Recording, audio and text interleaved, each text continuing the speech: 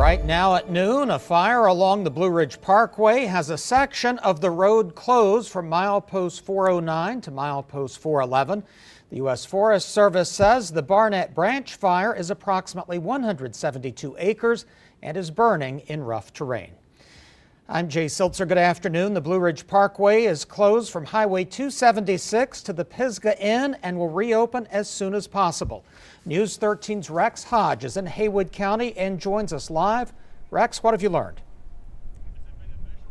Yes, as you know, this is the Barnett Branch Fire. It has burned up about 172 acres up here off the Blue Ridge Parkway, not far from Highway 276. This is a fire between Highway 276 and the Pisgah Inn, a distance of just a few miles. But this is 172 acres in very rough terrain, in a very mountainous area. You can see the smoke billowing into the sky right now, creating a haze all over. We have firefighters here from the U.S. Forest Service, also the North Carolina Forest Service, trying to contain this right now. You can probably hear some of the chainsaw work going on even as I speak. I talked to the U.S. Forest Service this morning, and they tell me what the plan of attack is for this afternoon. Are you going to bring in some helicopters? No, we will probably just control this with hand lines. Like I say, we've already got hand lines in on the east side or east flank of the fire. We should be able to complete the hand lines on this side of the fire this afternoon. So again, the section of the Blue Ridge Parkway that remains closed is from Highway 276 to the Pisgah Inn and will be reopened as soon as possible. Yellow Gap Road is closed and expected to remain closed through the weekend pending fire conditions. There are also some trails up here that are closed. The Barnett Branch Trail above Yellow Gap Road, Buck Springs Trail, and the Mountains to Sea Trail from 276 north to the Pisgah Inn. I should note, however, that the Pisgah Inn is not in any imminent danger at this point. That's according to the U.S. Forest Service, nor have folks needed to be evacuated from there as well. They will continue their efforts all day today. As you heard, it's pretty much groundwork at this point, not calling for helicopter. Conditions do remain dry up here, especially at the elevation where most of the leaves are not out at this point.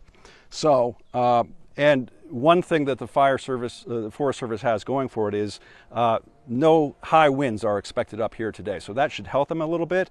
But they're also taking this moment to remind folks to be very careful. They're recommending no open burning right now because the conditions do remain dry at this point. We will continue to monitor this all afternoon and bring you more reports throughout the day on air and online and let you know exactly what's going on. No estimate yet about when all this will be contained. No number yet exactly about how much of this fire is contained to this point, but we will continue to keep you posted on that. And last night we talked about the congressman's voting record in Washington, D.C. Tonight, I am looking into what Congressman Madison Cawthorn is doing on the campaign trail to be reelected. That involves raising and spending millions of dollars. And since politics nowadays costs so much money, experts told me why they want taxpayers to follow the money for all campaigns. The entire left-wing establishment has targeted Madison Cawthorn as public enemy number one. In a fight for his political life, Congressman Madison Cawthorn has raised and spent millions on the campaign trail. That's even with him publicly leaving his home district and then returning. Cawthorn continues to stand up and fight to represent the people of North Carolina. In the 11th congressional district race, he outpaces all opponents. Democrat Jasmine Beach Ferrara has raised the second most, followed by Republican Chuck Edwards. Western Carolina University political science professor Chris Cooper has been watching the cash flow. What stands out to you? Madison Cawthorn is a fundraising juggernaut. Federal election records show Cawthorn's campaign has raised $3.5 million so far. And it's common for a high-profile candidate to get most donations away from home. A large amount does come from out of district, out of state, and certainly he's being bankrolled, like most politicians, from some heavy hitters in the campaign finance world as well. Nearly everything raised has already been spent, a lot of it outside the district, like on legal fees, office supplies, advertising, salaries, travel, and hotel. And that's not all. For example, he spent about $2,000 on taxidermy a couple of quarters ago. He spent money at a cigar shop.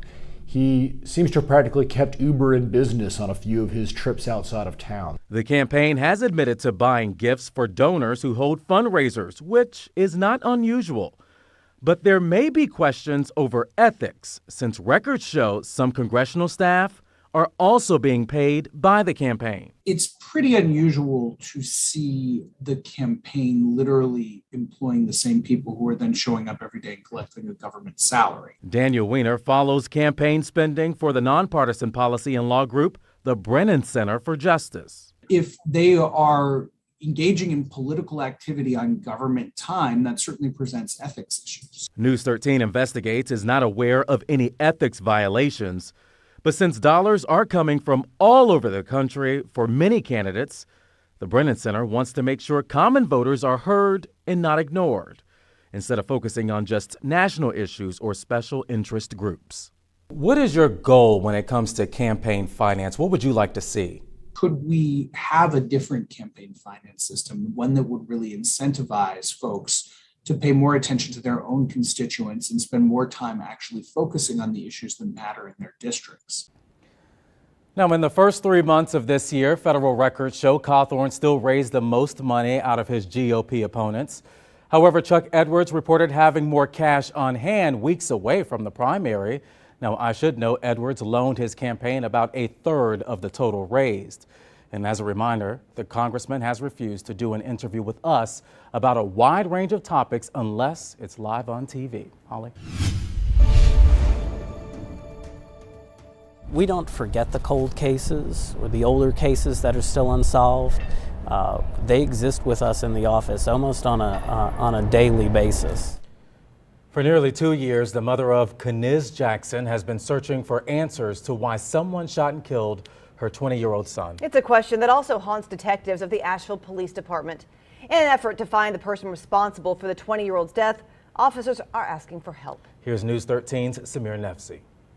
April 28th is just another day for many, but for Keniz Jackson's family, it's a reminder of a life cut short by gun violence. In the nearly 2 years following his murder, the killer still on the loose on a day what would have been Jackson's 22nd birthday. His smile. He had a smile that lighted the room up. You know, it was so hard to not smile back or laugh along with him. My whole world stopped. It's like I died with him.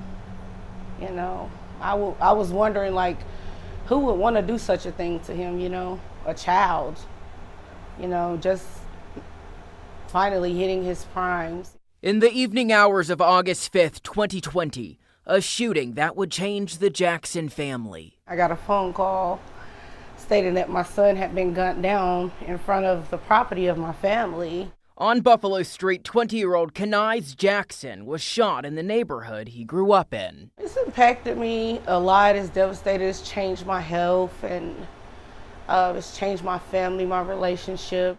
A lot of life ahead of him. I'm so disappointed that somebody would just want to take his life like that. He was just so lovable. This kind of violence, it shouldn't be tolerated.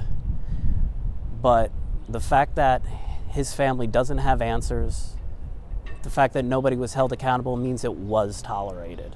The most troubling times like today, his birthday, you know, I really miss him. I really wish he was here to be able to blow out a birthday cake. What would you say to him on his 22nd birthday today? I would tell him how proud I am of him and how blessed I am to have him as my only son, and, you know, it would just be truly amazing to have him back. A life cut short and aspirations unfulfilled. He wanted to be a judge, which I had no problem with that, just as long as he was not in these streets. We won't forget the murder of Keniz Jackson or any of our other cold cases. Now, APD officials say they're close to solving this case, but it's going to depend on a witness coming forward to give Jackson's mother closure.